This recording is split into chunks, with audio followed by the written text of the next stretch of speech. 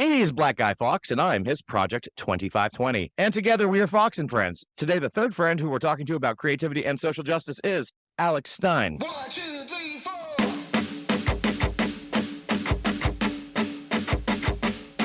From coast to coast, from sea to shining sea, what he got is fucking wrong. His land's not made for you and me. We're chatting built that wall as we tear down bathroom stalls and watch our kids get slaughtered as they run straight through the hall. Let's go!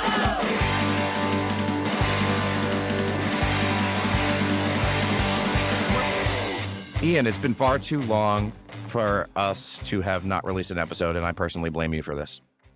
I mean, that's fair. It's been a really busy time for me. First, I just turned 31.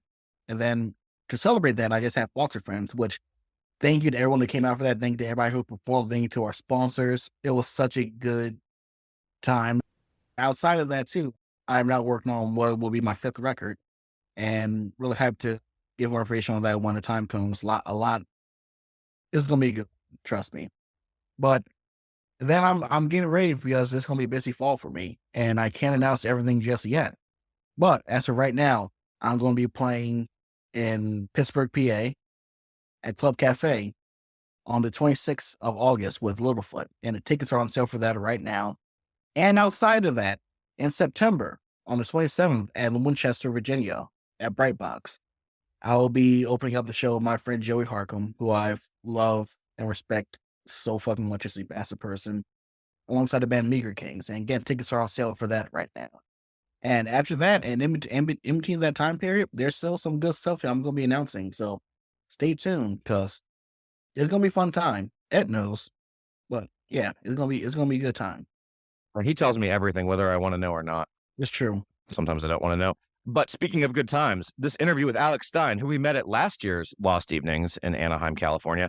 Alex is a storyteller, a filmmaker, an artist of all sorts of ways. And we just love this man to death. And hopefully this is the beginning of us talking to people who are not musicians, because everyone on the show so far has been a musician. This is our first non-musician creative guest.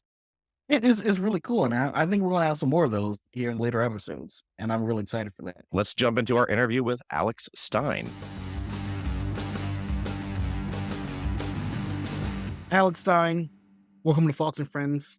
How are you today, my friend? I am so good. I am very happy to be here. I feel like I am the first non-musician who is a guest on this podcast. And You are, actually. And I am going to try to make up for that by being more pretentious than the musicians were. Perhaps by the end of this, you and I just have a pretension battle. I think so. I think we're going to have a Mount Rushmore of pretentiousness. No, I was actually going to bring up how you were the first non-musician that we've had on the podcast, because we're going to be talking to a lot of other non-musicians in the upcoming months. But the thing that I love about it is everybody that we are talking to some extent, was an artist and a performer. I mean, you're not just somebody who writes, you are somebody who does spoken word performances, and you're somebody who does filmmaking, and you do a lot of different things. Please let everybody know the kind of projects that you love to work on and what you're currently working on and what's coming out shortly. Like you said, I do a lot of things. I've done a couple of feature-length documentaries. I've done some short films. I've done a few music videos here and there. I've written for a couple of TV shows, written a bunch of movies that have not yet been made. I feel it's important to say yet in life. And I do a lot of spoken word performances and live storytelling events in Los Angeles and in other places.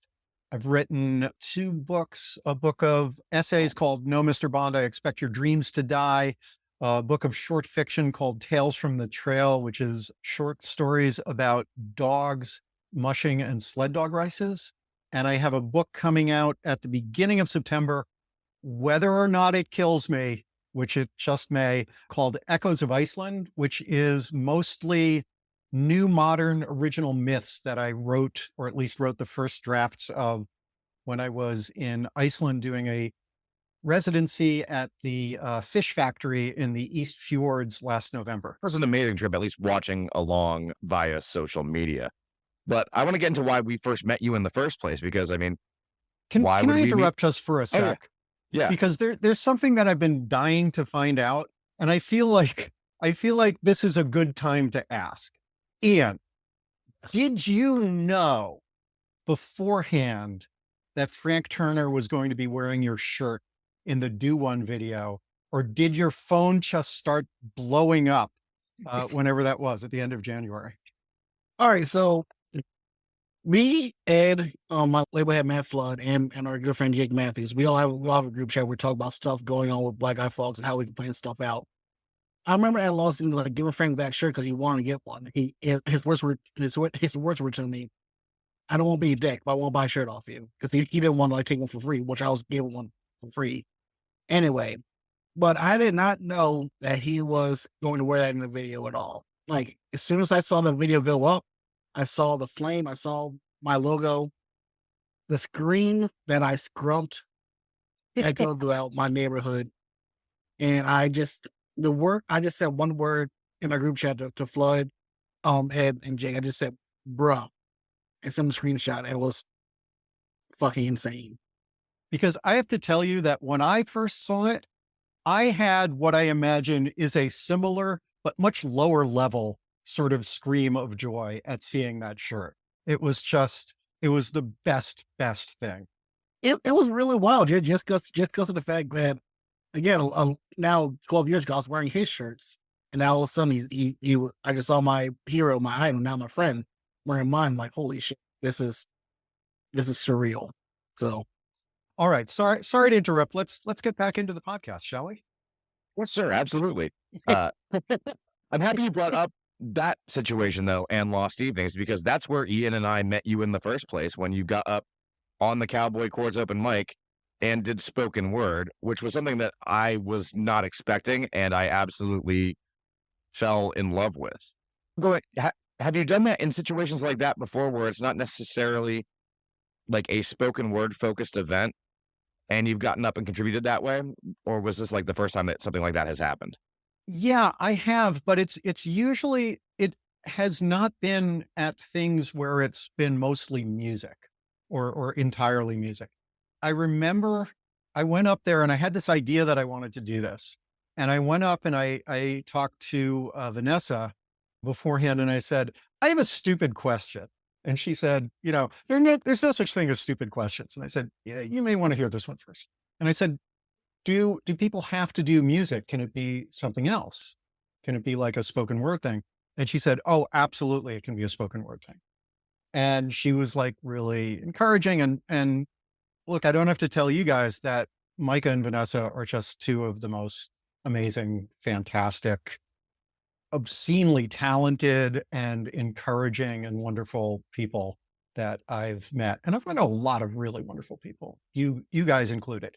I should say you guys are tied, because Jesus Christ, I come on your podcast and insult you. That's not right. It's okay. Ian comes on his podcast and I insult him all the time. yeah, So I went up and I did that, and people really liked it, and I got a really good response. And I was like, "Oh yeah, this is good. This is right. These are my people," which I already kind of felt beforehand. But that's actually one of my favorite things about Lost Evenings in particular, and the Frank Turner fandom in general, is that it is so welcoming. It is so encouraging. It is so positive and loving. And that's not to say there aren't jerks, or there aren't, people who have shitty days and take it out on other people in inappropriate ways. But from the very first moment I was at Lost Evenings, I was like, this is something amazing and special. The morning of the first day of Lost Evenings, which I guess was Thursday, someone posted in the Facebook group and said, "So-and-so, you dropped your tickets." And I turned them in, and you can just go and pick them up. They're waiting for you, which is, a normal thing to do. And the person who dropped his tickets, like, responded and said, "Oh my God, that's so great. Let me find you later and buy you a drink," which, again, really nice, nothing all that special. But then the first person's response was, "That's really sweet, but instead of doing that, why don't you buy merch from one of the support bands? And I was like, this is something I have never seen before, and I want to be more involved with and more a part of. It was a really welcoming experience, I think, for people who were there like me, just as attendees, for people like Ian who were performing, for people like you who got up and did the open mic. I mean, it really was an environment like that. It probably also didn't hurt that the pieces that you did on the open mic were fucking fantastic. Oh, thank you. I knew especially the Rock and Roll Manifesto piece, which is the piece about my ex-girlfriend finding the record. I've done that a lot. That's one of my favorite pieces I've ever written. And I knew that would be, if there was one that would kill, I knew it would be that one. But it's weird because I think of myself primarily as a writer. And I've been performing at storytelling events and spoken word events for about 10 years. And it took me a really long time to feel in any way comfortable doing that. And it's just over the last like 3 years or so that I've started to feel like I understand what this is. I envy friends of mine who are more natural performers and a lot of musicians, because they just get up there. And I don't know if they actually expend no effort, but they make it look like they expend no effort. And that's what I strive to do. But I'm always sitting there thinking to myself, what do I do with my hands? Where should my hands be? What did you get into first as far as like writing goes? Do you start writing poetry first, or do you start writing stories first, nonfiction? So I first started writing fiction and short stories and screenplays and things like that. Friends of mine were doing live storytelling in Los Angeles, and I went to a show and I was like, oh, that's something. I want to start doing that. I'm not really sure what that is, but I want to do that. The first show that I did, I was not terribly good. I did this like totally weird piece that I don't think was all that great. But as soon as I got up there, I was like, oh, this is home. This is what I should be doing and where I should be doing it. There was a weekly storytelling show, and I would go every week and do a new piece. I would write a new piece every week. And these are like usually 5 to 8 minute pieces, autobiographical, semi-autobiographical, in some cases totally fictional, but short pieces. And after doing that for about 3 years, I started producing and hosting this weekly storytelling show, which I did for another 3 years. I did a ton of this, and I was really not. Look, I think there was something good about the writing. I think the writing part of it was always good, but as a performer, I don't think I was very good for the first, 2 or 3 years. And then I started getting better. I started getting to the point where I was like, oh, sometimes this is on and sometimes it's not. And then, with storytelling shows, there are a lot of them in Los Angeles. So sometimes there is just not anybody there. It's very, very small, and you're basically performing for the other people on the show, or maybe for like 3 or 4 people. And it was really difficult for me to get past the point of being just unbelievably upset and bummed out when that would happen. And, that's the last thing an audience wants, because when you're part of an audience and you go see something, you're there to be entertained. You don't want to have to deal with the performers being upset or, feel like you have to take care of them. You want them to be able to take care of you. Well, that's a really good point. And I think that echoes in this scene as well, considering how many house shows and small club shows and things like that we have that, I've been to shows where very few people were at. I've been to shows that were packed. Alex, going back to what you said before about hosting the storytelling nights and being a part of them and having something new every week. I think there's a lesson in that. How do you balance waiting for inspiration to, just doing the work? Like, what is your process like with that? So it's changed a lot over time. And it used to be that I would wait for inspiration. And that's fine, except then there would be like 2 or 3 months where I wouldn't write anything because I'm waiting for inspiration. And that is not great. So what I started doing was just keeping notebooks, keeping files where I would have like ideas, and I have like all this lists of, different ideas of things that I might want to write about. These days I let things percolate. sort of in the back of my mind. I write first drafts relatively quickly. Like for these pieces that are between like 5 and 15 minutes long, I'll generally write the first draft in like an hour or two. And then I'll go back and refine and refine and refine. And I don't know, Ian, if you find this in songwriting as well, but I find that there's a mixture between the art and the craft of things. And the art is really important, because if you don't have art, then it's just, it's just product, and who cares at the end of the day.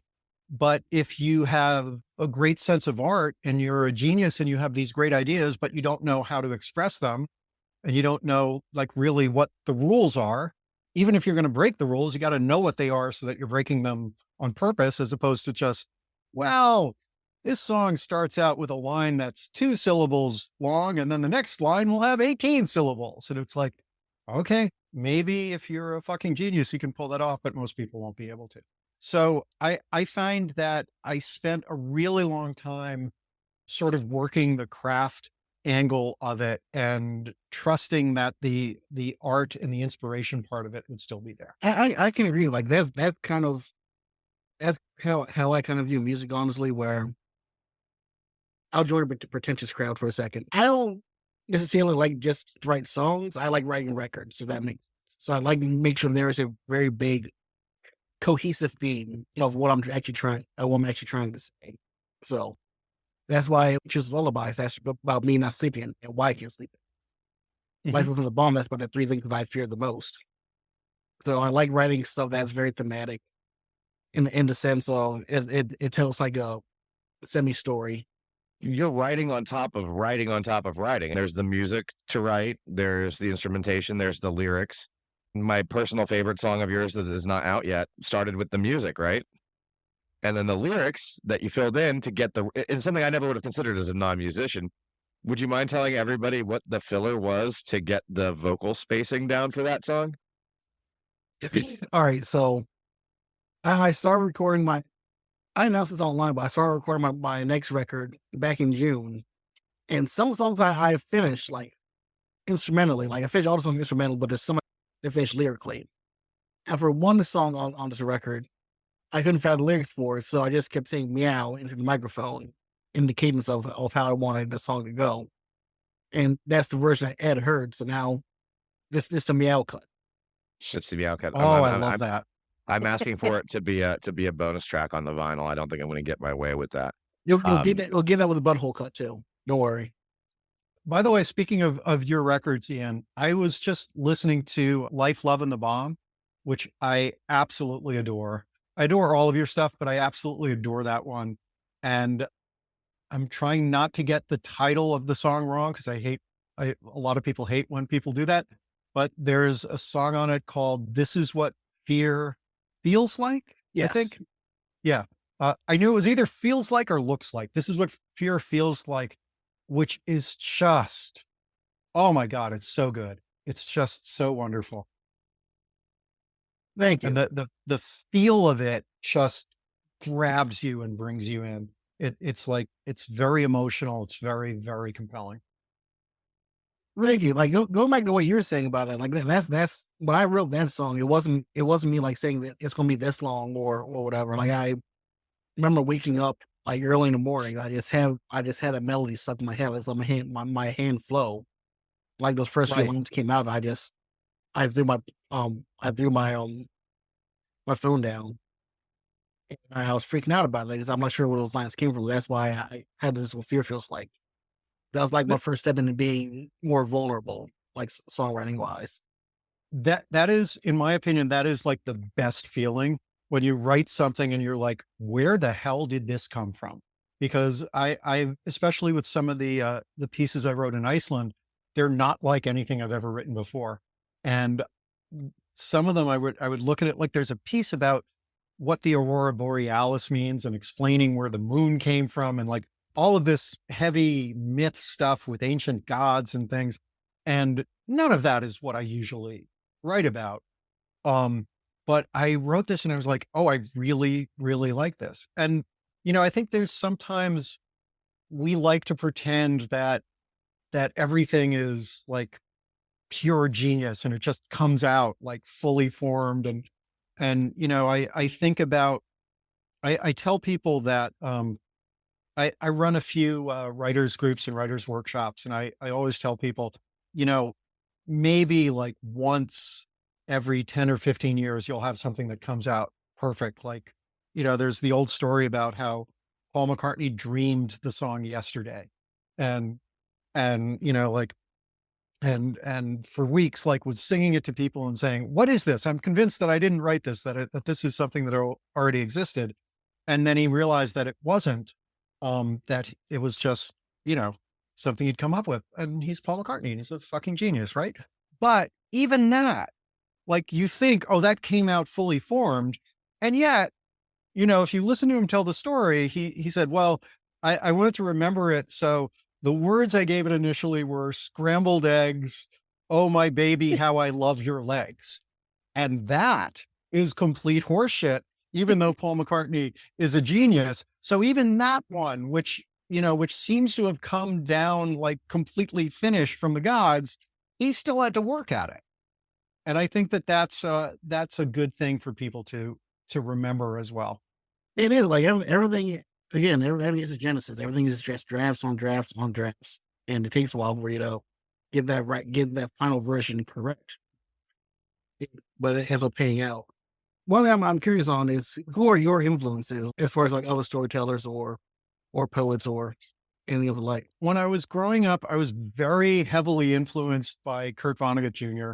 I love his stuff. I think he was completely brilliant and weirdly childlike and very focused, but seemed to be doing exactly what he wanted to do. Slaughterhouse-Five is always one of my favorite books. I love David Sedaris. I think he's just remarkable.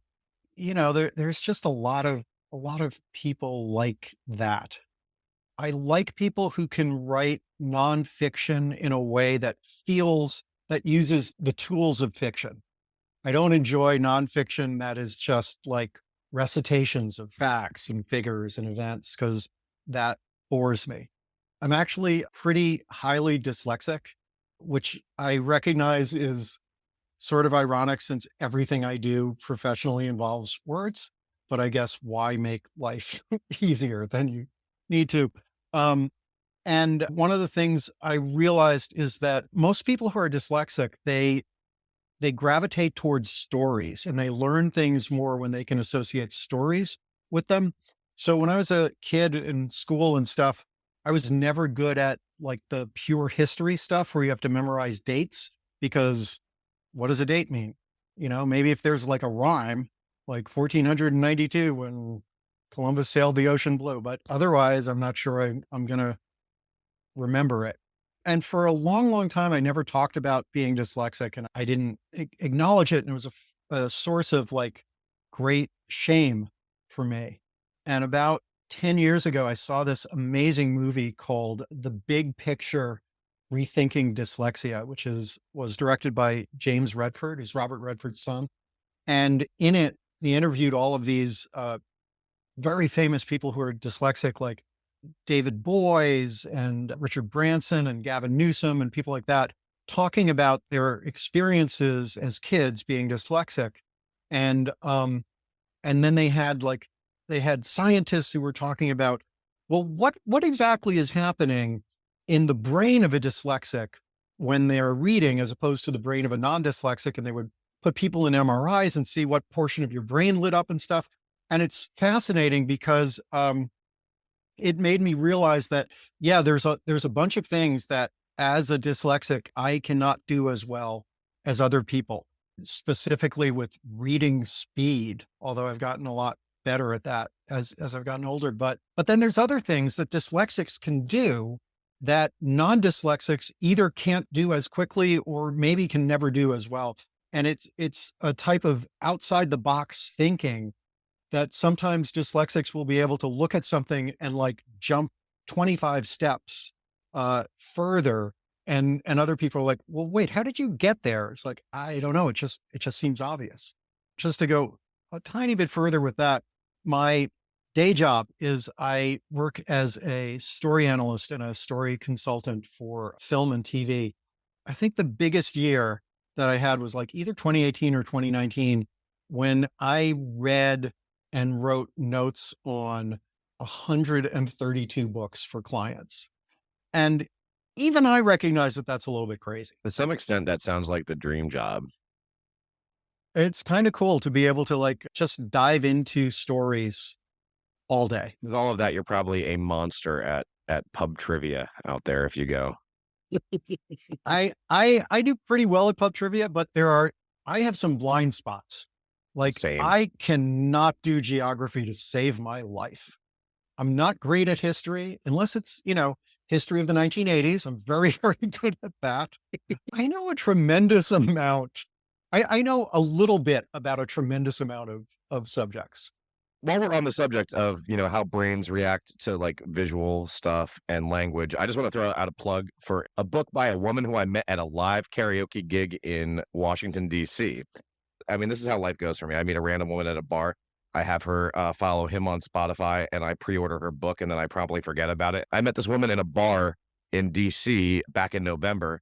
Her name's Sadie Dingfelder, and she has a book out called Do I Know You? A Face-Blind Reporter's Journey into the Science of Sight, Memory, and Imagination. I'm currently like halfway through it, but I have aphantasia, which has actually always been a challenge for me with doing fiction type writing because I legitimately can't picture things in my head. So it's why, for me in writing, it has always been that creative nonfiction and poetry. And reading through that has kind of had me rethink how I relate to words and images and sound and music. So I think that might be something that you actually might be interested in reading if you still have time to read for fun with your job.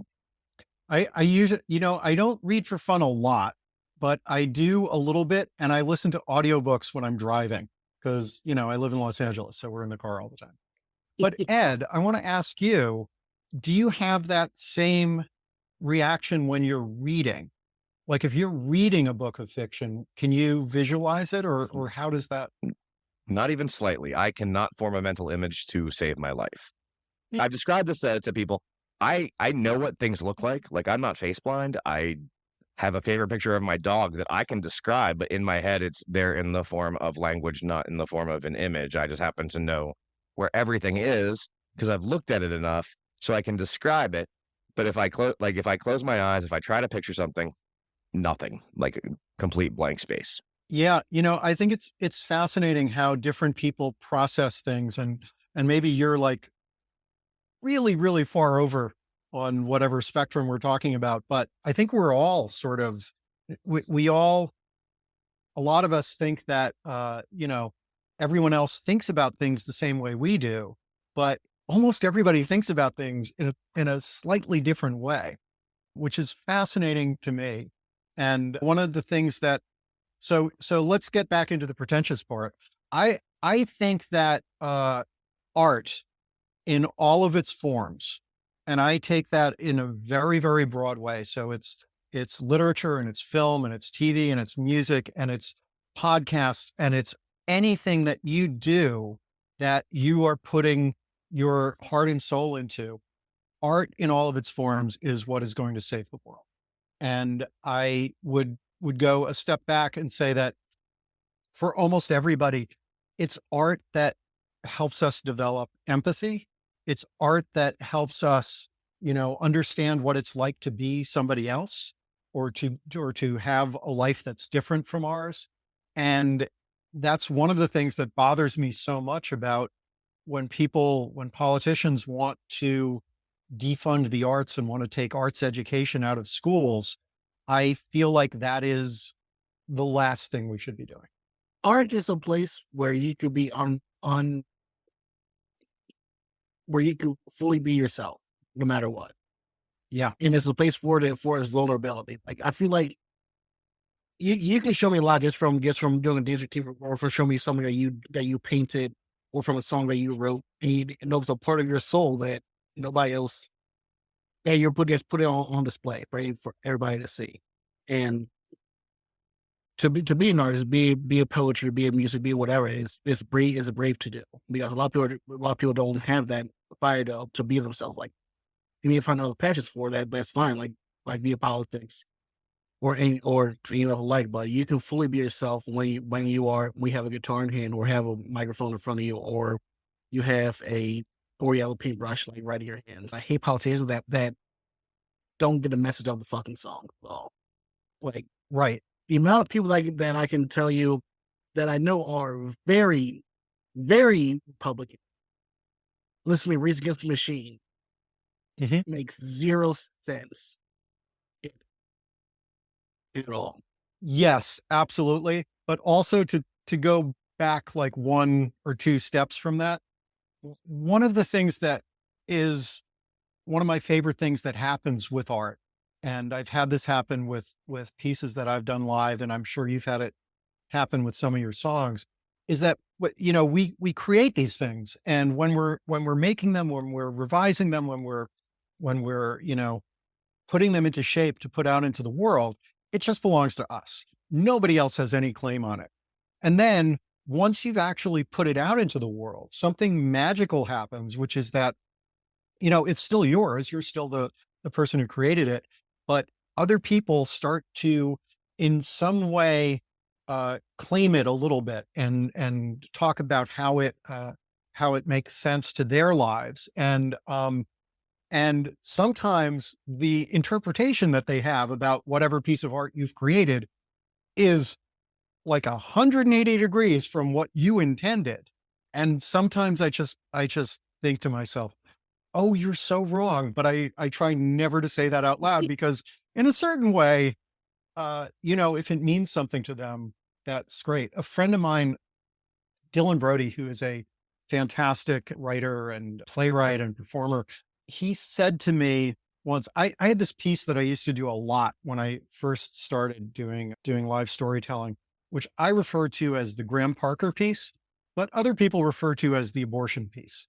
And it's basically about how I obsessively listened to this one Graham Parker album over and over in an attempt to get my ex-girlfriend back, and then did, but she got pregnant and it was like this whole thing. And I used to do that piece, and women would come up to me afterwards and tell me the stories of when they got pregnant and had abortions. And this completely freaked me out because I was like, should you be telling me that? I don't actually know you. And I thought it was so weird. And then my friend Dylan said to me, if you tell a good story, people will talk to you about your story. But if you tell a great story, people will talk to you about their stories.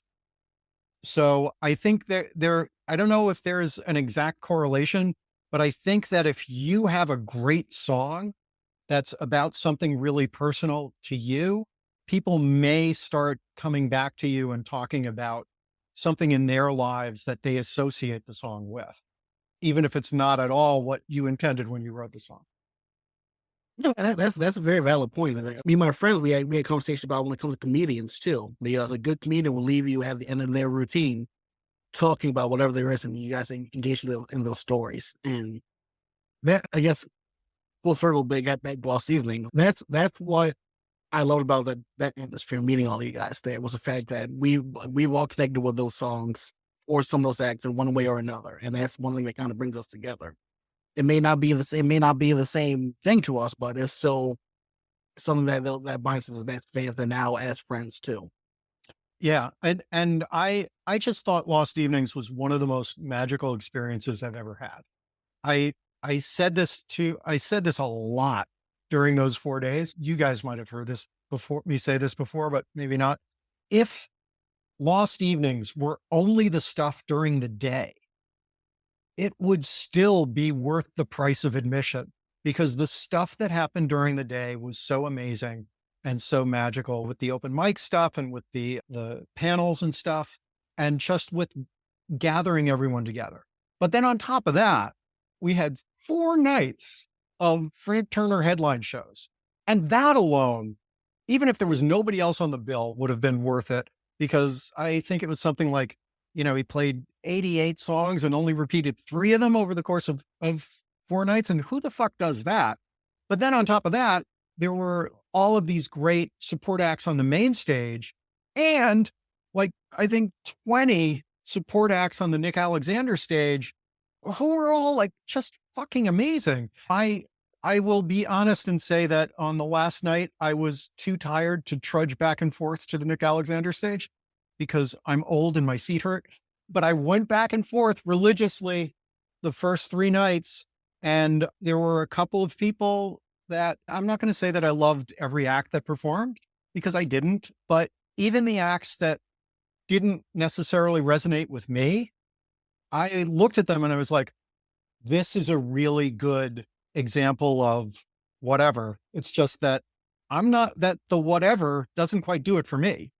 But I just loved it. I discovered so many great bands, including you, fucking Bad Cop, Bad Cop. Oh my God. How are they not like one of the hugest bands in the world? And it's funny because when I was waiting online beforehand, I had tried to like listen to most of the bands, but I hadn't had a chance to listen to Bad Cop, Bad Cop. And these people, before we went in on the night they were playing, I said, well, what kind of music do they play? And they were like, oh, it's just punk. And I was like, okay. And then I ran into them a couple days later and I was like, I didn't really think that Bad Cop were like pure punk. I think of them more as like just almost like a glam 1970s band, like sort of a female version of the Faces. And I started like going into all of this detail. And then I just started laughing at myself because I thought, this is bullshit. This is just what people say when they're trying to describe music. And I don't know how, I'm sure you know a lot better than I do, but I don't know how Bad Cop would describe their music. But at a certain level, it's just music. And you want to just play the best music that you can. And I feel like sometimes these labels are things that that are not as helpful as we music fans like to think they are. Yeah, like the label thing and genres and music, like I find all just kind of bullshit, honestly, because all it just leads to is just more gatekeeping and just more, again, just pigeonholing people to what they have to be. Well, I know I'm regarded in the punk community and in football community. I don't really consider myself either one of those. I just consider myself just an artist. I write and I compose whatever I want to. So you'll see albums where it's kind of a 180 compared to like previous ones. So. Right. And that's, as a music fan, that's so much more interesting for me because I go back to the Beatles a lot because the Beatles were my first love musically. And you look at the Beatles, it's like, well, what kind of music are they? And, you could pick probably a half dozen different Beatles songs that are completely different genres. And it's like, yeah, mostly they did this sort of thing, but they also did like this weird country stuff. And they did like kind of old time vaudeville music hall stuff. And they did like blues and they did, amazing heavy metal stuff. And they even did some stuff that you could say is maybe proto punk or something like that. And ultimately it's like, well, what's important is that it's music and it's good music. And I agree. I think we limit ourselves and we sort of, I have a lot of friends. I'm married to a musician, classically trained Berklee School of Music musician. And by the way, when we're listening to music, I will sometimes say things to her because she knows like all this obscure music theory bullshit and stuff. And we'll be listening to something and I'll say, oh, well, that's a descending Mixolydian 12th. And she'll sort of look at me and she'll say, that doesn't mean anything. And I'll go, no, I do not know. It doesn't mean anything. And it sounds like it means something. But I have a lot of musicians who play in different bands and in different configurations. And when I was a kid, I used to just absolutely fucking despise disco music. And I have friends who play like mostly straightforward rock and roll or even like punk and sometimes like play in these bands that do disco covers and they love it. And it's like, why are you complaining about certain types of music? We just want to make it good. I will also just say for the record that I absolutely love and adore disco. There you go.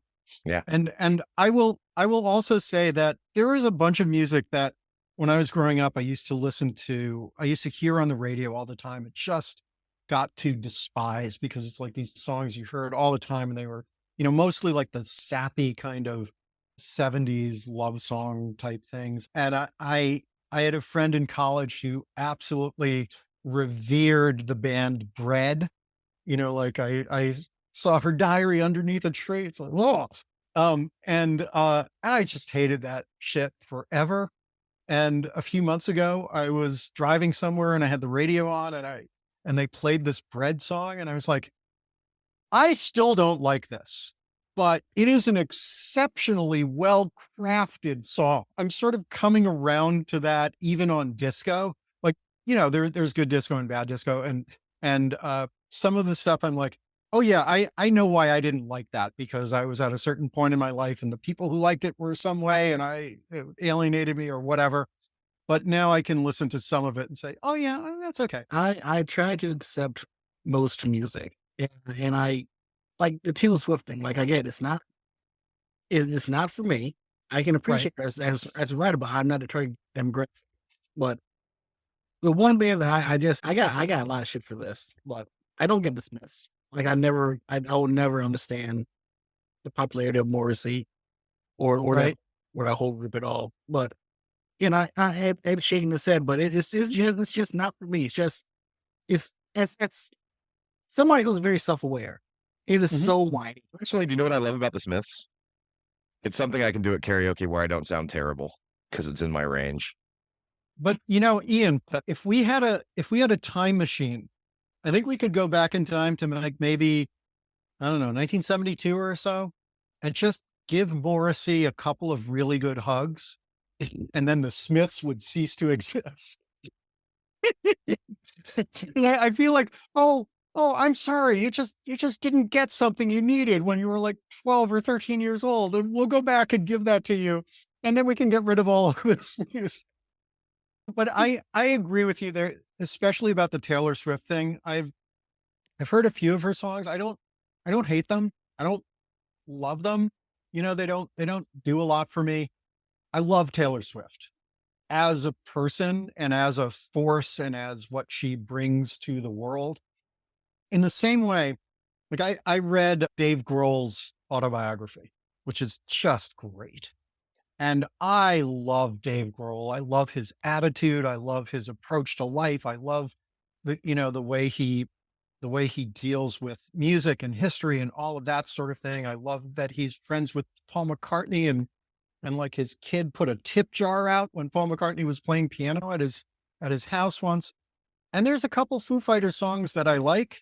I have so many friends who like worship the Foo Fighters, and I try to listen to them and I'm like, huh, I don't know why, but this is not connecting with me. What? I'll co-sign that because I'm kind of in the same boat with the Foo Fighters. Ian's looking at me sideways. Ian, you've been in my car. You know what I listen to when I'm not listening Ian to is this sitting kind there of stuff. going, oh my God, I'm on a Zoom call with two white guys and I'm defending the Foo Fighters. Eh. Alex, I think you broke him. Listen, and if I was 21, I would be very militant about somebody not liking the Foo Fighters. But now, 10 years later, I can fully accept everybody's genuine but wrong opinion, and it's totally okay. There you go. They are the best, the best. There's a lot of best. things that are very good that I just don't connect with, though. Yeah, I think that's what it is. It's not that I dislike them at all. I just feel like I should like them. Like on paper, they seem to tick all the right boxes. Yeah. And like I look at somebody like Dave Matthews, who is by all accounts a good person. The band is made up of talented musicians. And you could not pay me to listen to a Dave Matthews album. You just could not. I'd be like, no, there's a price bigger than money that I'd have to pay to sit through an hour of this, and I'm going to pass. Listen, You know? I'm not a fan. I'm not a fan of Dave Matthews. The people in Chicago aren't a fan of Dave Matthews. It's you know that story, right? Yeah. Alex, you know that? Yeah. Yeah. We don't need to go into that shit. Zing. I mean, there's so many like the radio station always tries to push Imagine Dragons on me. I will not listen to Imagine Dragons. You cannot pay me enough to deal with them anymore. When they were at their peak, I said once, I imagine a world where dragons are real and the band Imagine Dragons is not, is fictional. maybe we save this for the game at the end. But Alex, where do you fall on as we're talking about things that like you think are good, but you don't connect with, and vice versa? Was there anything in that sphere for you that would count as a guilty pleasure? How do you feel about the concept of guilty pleasures in general? Yeah. So I, like a lot of your guests, I do not believe that we should be guilty about our pleasures, but like in a larger sense of things that are not generally viewed as good, but that I really love, I will go back to, and at the time this was like shat upon left and right, but now it's sort of, thought of better. But the movie, and particularly the music from the movie Josie and the Pussycats, which I fucking love. And you look at like the people who wrote the songs, and it's Adam Schlesinger and a bunch of really amazing songwriters, and lead vocals were done by the singer from Letters to Cleo, and it's just fucking great.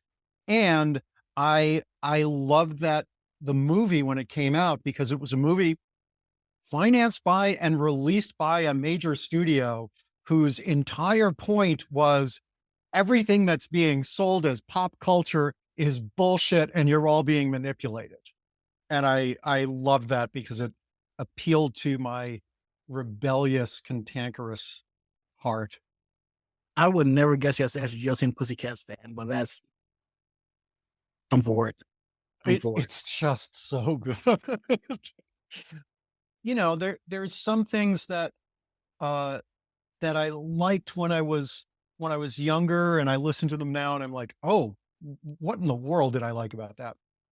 I kind of loved the first Ellen Foley album, Night Out, which was all like most of the same people who were doing like all the Ian Hunter records at the time, and the Jim Steinman Meatloaf records from, Bat Out of Hell and all of that, sort of like half Todd Rundgren and Utopia and half Bruce Springsteen and the E Street Band, but without Bruce, and sort of meld them all together with Rory Dodd singing these weird high harmonies. And I still love that. I was gonna say, I think we're on the same page. I think we're about to say the same thing. I mean, Alex, you've listened to the show before. You know about what time it is, right? I know about what time it is. Yes. It is time for me to recite poetry. No, we'll save that for later. Actually, I do have a short poem that I've written for you guys. Wow. I'd like to read a poem before we get into the game. Ian, how do you feel about that?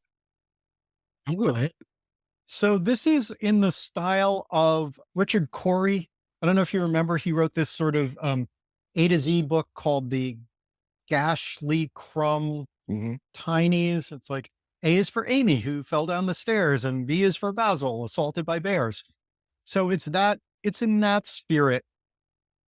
Ed and Ian and Ed, both are alive because neither one's dead. When all's said and done, make sure all's done and said with Ed and Ian and Ed. Hey, I'm just gonna have to save that for the new outro for season 2. Yep. But thank you, Alex. That was great.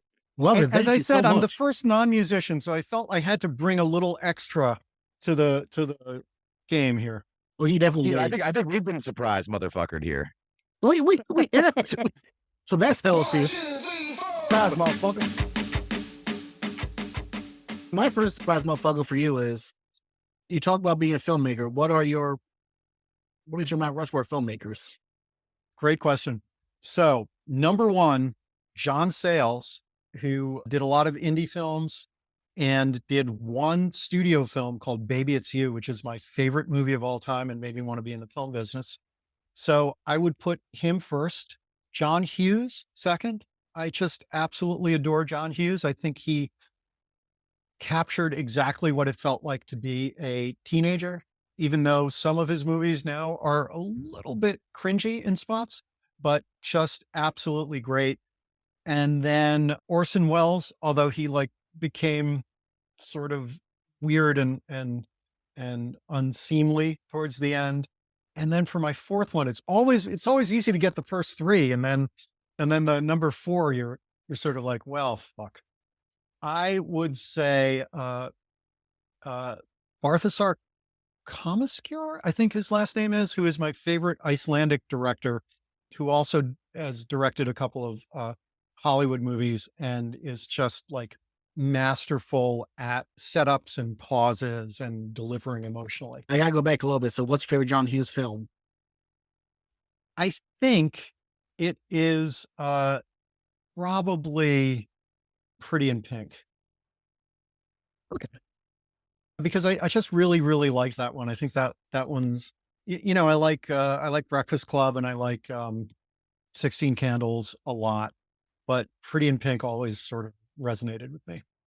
I think mine would be pretty big, but also, um, outside of teen movies, Planes, Trains, Automobiles has my fun. Yeah. Like no one. And that's John Candy's best performance. I love Steve Martin in that movie. It's just so. Yeah. And the way the two of them interact in that movie is just fantastic. You can feel Steve Martin's last nerve being severed. And then, the turnaround where you start feeling sorry for John Candy is just masterful. Yeah, that's a great one too. Well, I would like your Mount Rushmore of poets.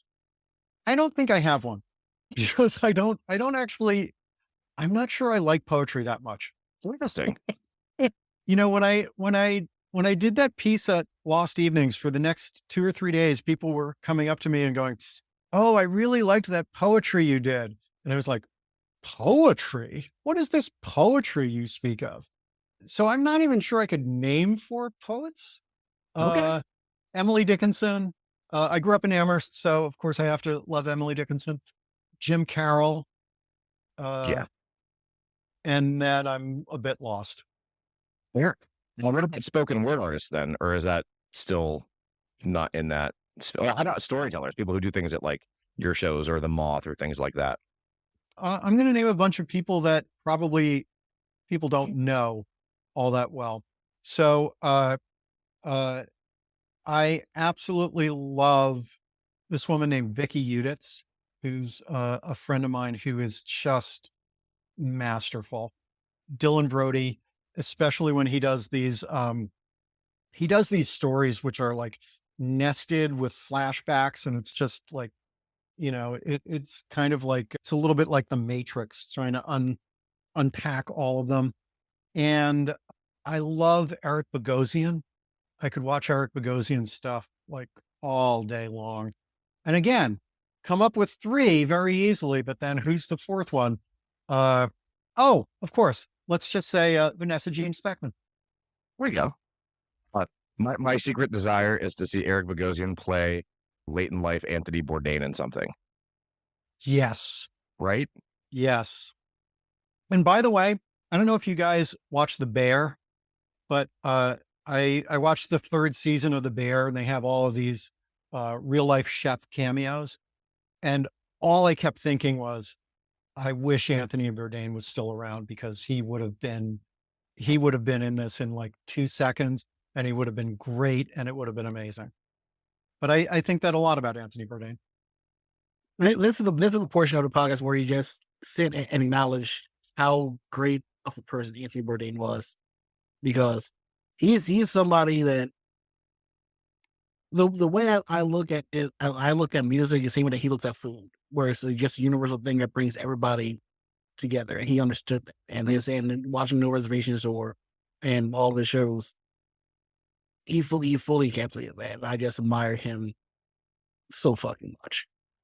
Yeah, me too. And one thing that I've learned very, very clearly from being around the Frank Turner fandom is that there are a lot of people who have issues, who have mental health things that they are dealing with.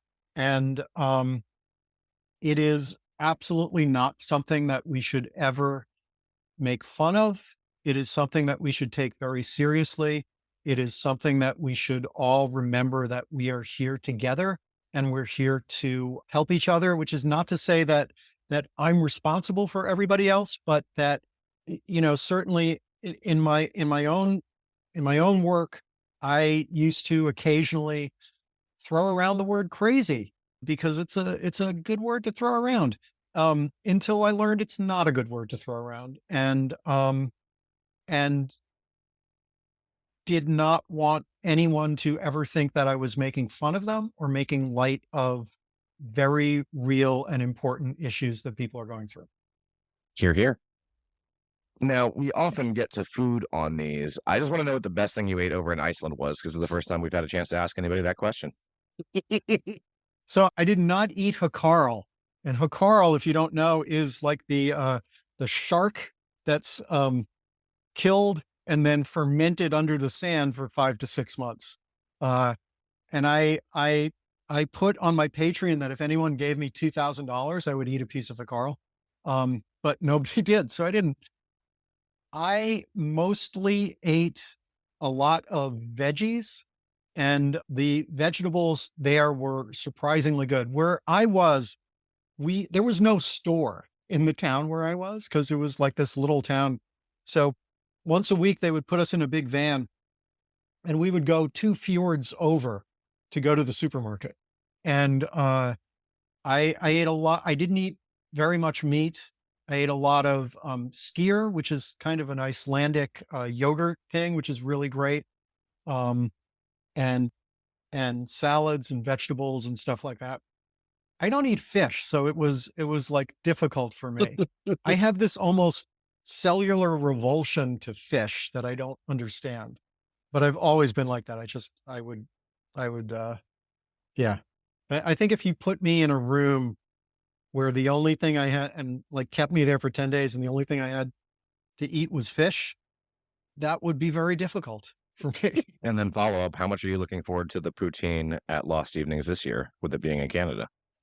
So here's the thing. I would like to say right now in public that I want the 3 of us, and others, of course, if they're welcome as well, to go and get poutine at least once while we're in Canada.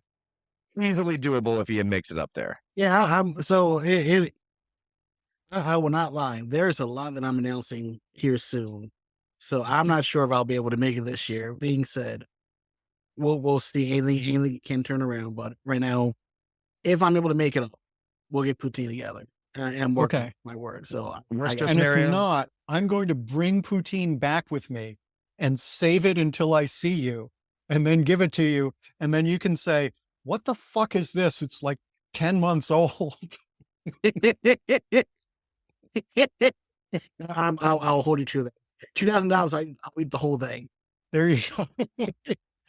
I love the idea of being up there. And I was actually looking at what the food options are near the venue, and trying to figure out what the hell am I going to eat? Because I tell myself, oh, I'm not really a fussy eater. And then I start listing all the things I don't eat. And I'm like, oh yeah, you actually are, aren't you? I have one more Mount Rushmore for you. So you Yeah. said we also did on music videos. Mount Rushmore music videos. What are your favorite ones that you got inspiration by? Either Okay. just, So, iconic. So the first one would be Dancing in the Dark by Bruce Springsteen, which was directed by John Sayles. And then I would have to say Thriller, because it's just, it took a simple music video and made it epic. And Penny Lane by the Beatles, if I can count that as a music video, sort of a proto music video, which I always loved, with the, the shots of the roundabout and all of that. And then, boy, this is tough, because I get the first 3 really quickly. And then the 4th one, it's like, yeah, what's that? And this is not a song that I particularly like. There's a lot of music videos where I liked the video much more than I liked the song. But Take On Me by Aha, where it's like the half live action and half animated, and you go into the animated world. And I just always loved that. And I loved the, on Family Guy, they did like sort of a shot by shot redoing of that with the characters from Family Guy. And so I would say that's my Mount Rushmore. Yeah, that's another thing. Like going back a little bit to Michael Jackson. His videos are just all short films, and they're Yeah. like when you watch them, when you watch bad Like they're just so many. Like you can say Dix in the way you make me feel, and like and remember the time with Eddie Murphy, but he revolutionized, in my opinion, like what music videos could be, because there are so many like good story arcs in this videos. Yeah, He gets enough credit for.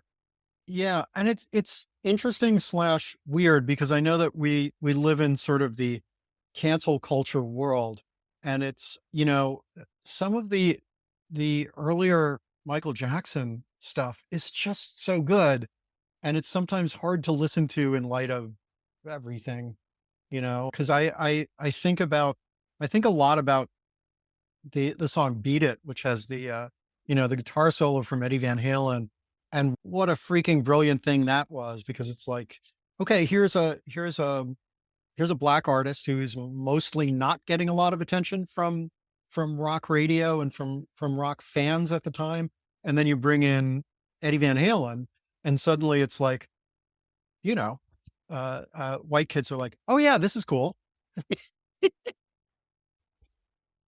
I have overly simplified racism slightly here, I feel. Does that hit for you on a certain level? Do we need to get like John Mayer for you or something? Yes. I don't know. We'll figure it out. We'll fix it in post. It's fine. Okay. But Fix it in post. Alex, I have a this or that for you just because it's come up a couple times. Are you more of an early Beatles guy or a later Beatles guy? I think I love them both, but I think I'm more of a later Beatles guy. And I think my favorite Beatles album is Abbey Road, because I just think that there's so much amazing stuff on Abbey Road. And if I think about what the perfect way for a band to go out, it's Abbey Road. And by the way, I don't know if you know this, but when we did I say as if the three of us had anything to do with it. When we did the golden record that went out in the Pioneer spacecraft, and it had like all of these songs and all of these recordings and stuff, they wanted to put the song "Here Comes the Sun" by the Beatles on that. And they went to EMI to get permission for it. And EMI refused to give them permission, even though all four of the Beatles, because this was when John was still alive, wanted it to go on there. But EMI was like, well, we're worried that we might be, that might set a bad precedent for us collecting royalties from outside the solar system. And that is why the song "Here Comes the Sun" was not on that golden record that was on the Pioneer. Now they put a Chuck Berry song on. And certainly I'm not going to complain about having Chuck Berry, because Chuck Berry's amazing too. But oh my God, I don't know. who's your favorite Beatle? You had to pick John. one. Okay. John Lennon. I think it's partially because I do not think that he is the most, in certain ways, I don't think that he's the most talented. He's not the most musical. That's obviously Paul. But he had this thing, and I don't even, there's some of his solo albums where I'm like, oh my God, this is awful. But he just had this dedication to truth and to being authentic. And I think that the album Plastic Ono Band is one of the most astonishing things ever released. And to think that John Lennon, like right after the Beatles broke up, when he was at the height of his fame, put out this record where it was all about his mom dying and his insecurities and all about that. It's just astonishing. That said, I like all of them, but I think John. That's fair. I'm over George person. George is amazing too. I used to not be as big a George fan, and he's really grown on me in the past. It's for me, I consider George that. Say you have a group chat, you have like one quiet person who doesn't say anything at all. Then when he speaks up, it's just all gold. That's what George was for me. Because when I listen, I love Paul and John's partnership, man. Like how they songwrite. Something is one of my favorite songs of all time. It's such a beautiful fucking love song, and that's Anyway, yeah, I'm more of a George person than anything else. And it's weird because you look at George, and I know that people have said this a million times before, but in any other band, George would be the star. George would be like the one everybody focused on, but he just happened to be in this band with fucking John Lennon and Paul McCartney. And it's like, how can you be in a band and not be eclipsed by that? And also, there was the fact that even though it didn't matter as much by the time they were done, but when they started, he was, 2 years younger than John. And I think when you're 15 or 16, 2 years is like enormous. Eddie, have a karaoke question? Why not? Well, I can't not have a karaoke question, right? Alex, if we're going to karaoke, what's the song that you're going to sing when you're on stage? I don't love karaoke because I feel like I can never hear myself, and that makes me shout. And then I just like cannot go anywhere near like what the correct notes are. But the few times that I've done karaoke, the song that I've done the best with and that I felt most comfortable with is Born to Run. Because I feel like I need something where I can just, really get into it. Well, I think that's it for the game part of this. Alex, we know you have projects coming up. You mentioned your book coming out in September. What's on the horizon for you? So I have Echoes of Iceland is the big thing, the book that's coming out in September. I'd hope to have it done at the same time, but it looks like it'll be out a little bit later. So towards the end of the year, I have a collection of rock and roll stories called Rock and Roll Manifesto and Other Stories that will be out, I'm going to say by the end of the year. So it's going to be about 13 or 14 of my favorite rock and roll stories, including the Rock and Roll Manifesto piece that I did at Lost Evenings at the Cowboy Chords. And yeah, those are the main things. My short film, Grace, is going to be at a film festival in Denmark in October. So if you're in Copenhagen, go see that, as I wish I were. And then I'm sure there will be a lot of other things, other appearances in Los Angeles. And will you be doing Cowboy Chords at this year's Lost Evenings? I will be doing Cowboy Chords at this year's Lost Evenings. I will be doing at least one of the Iceland stories. I will probably be doing 3 or 4 different things at Cowboy Chords. Great. I'm looking forward to it. And I'm looking forward to seeing at least you, Ed, and Ian, if you're there. I'm going to try my damnedest to be there. Trust me. But honestly, it was so good to talk to you again on this podcast, and I appreciate you wanting to be on there. Like, mean it, truly do. I appreciate it so much, and I appreciate both of you and your just what you bring of your hearts and your minds and your souls to this community. I have lived in California for a long time, so I apologize if I get weird at times, but it is great and it is wonderful. And I feel like we don't talk about these things enough. So I just wanted to say that to you guys publicly. Thank you, Alex. Thank you so much. This show is the brainchild of Black Guy Fawkes folk punk griot. You can find him on all the social medias as Black Guy Fawkes or Black Guy Fawkes Music, as well as on Bandcamp. Merch, music, and ticket sales are how independent music gets sustained, but word of mouth also helps a great deal. The intro and outro are both from the song New American Meltdown by Black Guy Fawkes, so that's legally covered because this is his podcast, and that is his song available on the album Life, Love, and the Bomb. Additional music elements provided by Ben Dumb Production Music. Check out more at bdmusicproduction.com for all your bespoke royalty-free background music needs. Sound design and editing by Ed Coulard, who appears courtesy of his dog and many, many cats. Cover art by Jacob Matthews, a pal who has been down since day one. Finally, while Fawkes and Friends firmly believes that punk rock is and should be a safe space, we know it can't be safe for everyone without excluding bad elements. So remember. So tell your local Nazis and your fascists to fuck off. Hey guys, how are you?